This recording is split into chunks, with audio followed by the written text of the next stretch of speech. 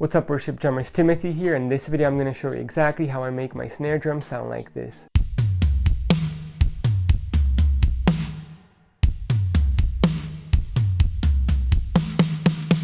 Before we get into the snare tuning and mixing video, I want to let you know that this is a part of my drum tuning and mixing course, and so if you would like to gain access to all of the material, you can check the link in the description below, and let's dive into it. In this video, we're going to focus on the snare drum. So let's start with what we have here, and it is a Ludwig Black Beauty. It is 8 by 14 inch. For the batter head, I use a Remo Power Stroke P4 coated, and then for the bottom, I just use a Remo Ambassador snare side.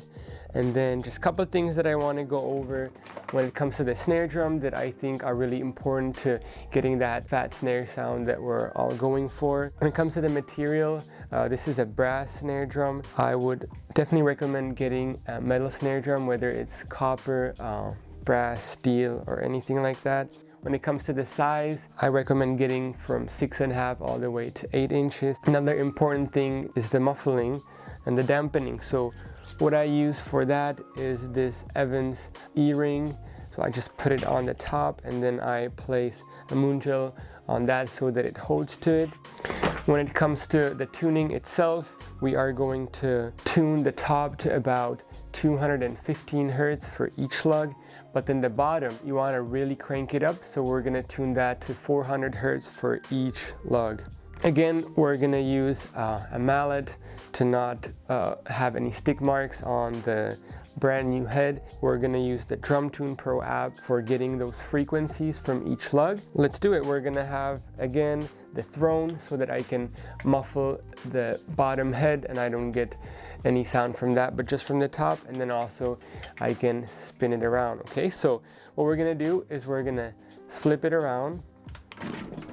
And one more thing that I didn't mention here that is very important to getting that snare sound is this 42 strand wire. And what this does, it gives you a lot more snare response, and it just sounds really good. I'm gonna go all the way around and finger tighten everything and make sure that we're starting at the same point. I'm gonna take the drum key, and what we're gonna start with is a full turn. So I'm gonna go like this and like this. So I'm gonna go full turn, then I'm gonna go across, and then I'm gonna do the whole snare drum this way. Then from there, we're gonna take the app, we're gonna see where we're at when it comes to frequencies, and then we're gonna tune it all the way up to 400. Okay, so one trick here is if you don't feel like taking off the snare wires, you can just put a stick here, and that way then when we're going to be hitting it, it's not going to be making any sound. Okay, so what we're doing here is doing a full turn. So 1, 2, so one full turn. Here what you want to do is make sure that it's set up to the snare, and we are doing the reso head. So I'm just going to hit it, and we're going to see where we're at. So 350, about 349, 350. Okay, so what I'm gonna do now is I'm gonna do another half turn, and we're gonna see how close that gets us. Let's see where it's set now. 408, 395, 396. Okay, so we're really close to that. Get it to 400. Now we lock the target. This way it shows us how far off we are from 400, and it also helps with knowing what it's going for, so it's not going to show you some weird frequencies. Alrighty, we'll take that. So all of them are around 400. Right, let me just give a couple more hits just with a regular stick so you can. It sounds super tight. Now we're gonna flip it over. Let's make sure that everything is finger tightened. And then for the top, what we're gonna do is about a half turn. And then from there, we're gonna use the Drum Tune Pro app. And what we're going for is gonna be about 215 Hertz for each of the lugs. Okay, so we got about half turn here. Now let's change it to batter head. Let's give it a hit and let's see where we're at. Not that far off, so the goal is 215. We're about 2.7. I'm gonna make sure that it's exactly at 215. Lock the target in. And then another pretty cool feature of the app is that kind of shows you a specific pattern that you can go by. So let's go ahead and use that. So I'm just going to position my snare like it is in the app. So I'm going to go here and I'm going to follow exactly where it shows me to go. So half would be good, but why not go for 0? There we go. So then I'm going to go to the next slug. So we got all of them at 215. Just quickly go around. Even though we have this app, that helps to get a consistent tone every time and it makes it faster, it's still really good to use your ear and train your ear to be able to hear different notes. So we'll just go around, see what it sounds like.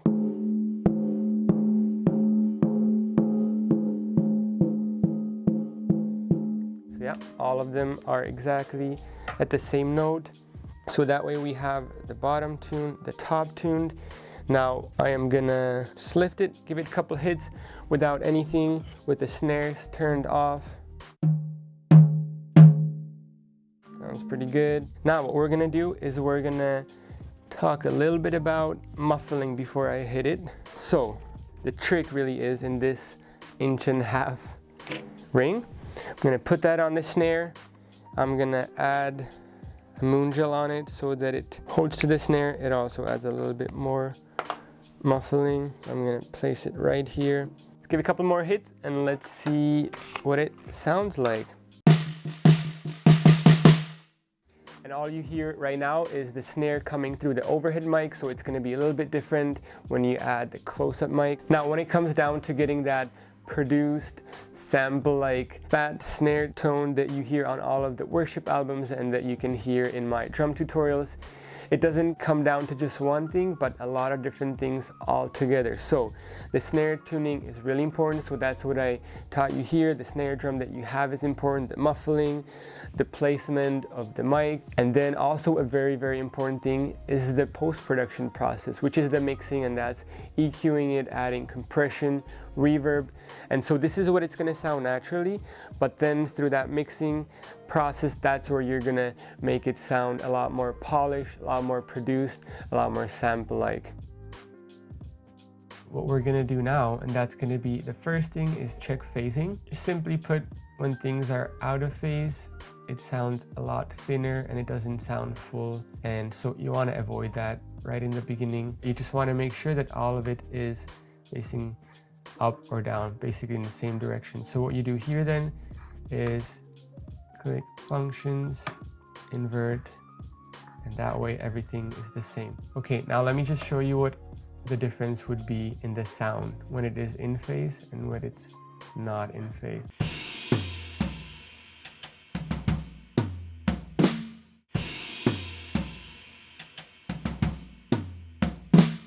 Now let's focus on the snare drum.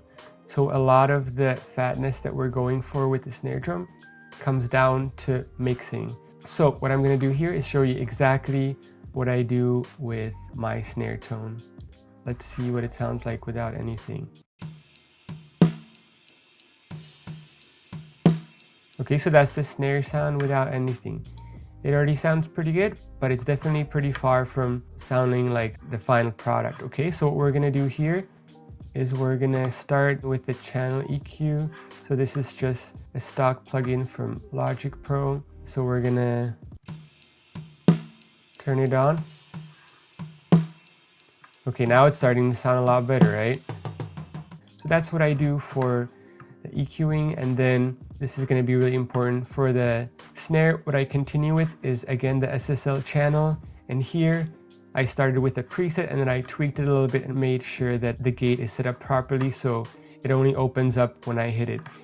You have to be careful with this because when you do ghost notes and different dynamics, you can have it quite as close like this, but yeah, you just have to make sure that you set that up properly. So let me show you the difference with adding this one on. So without it, then with it.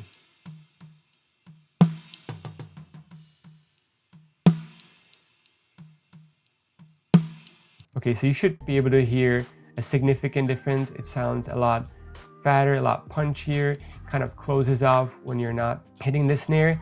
This is a really cool plugin by Waves, and it's called Smack Attack, and you can add attack and play around with the sustain.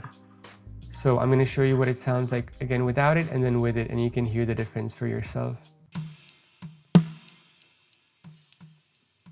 Now with it.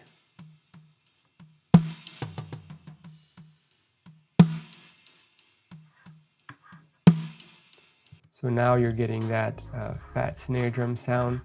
So that's pretty much all I do for the snare drum. So the channel EQ looks like this. Add a little bit more tweaking with the SSL channel. Add the gate here. And then for extra fatness, got that smack attack. So again, this is what it sounds like.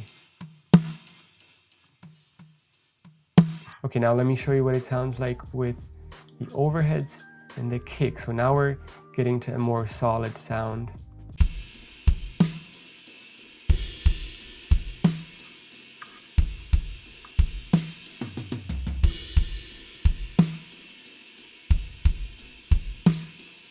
So that'd be all for the snare. Thank you for watching this video. I hope that it was helpful, and if you'd like to gain access to all of the content where I take you through exactly how I tune each drum, how I mix my drums, make sure to check the link in the description below, and I'll see you there.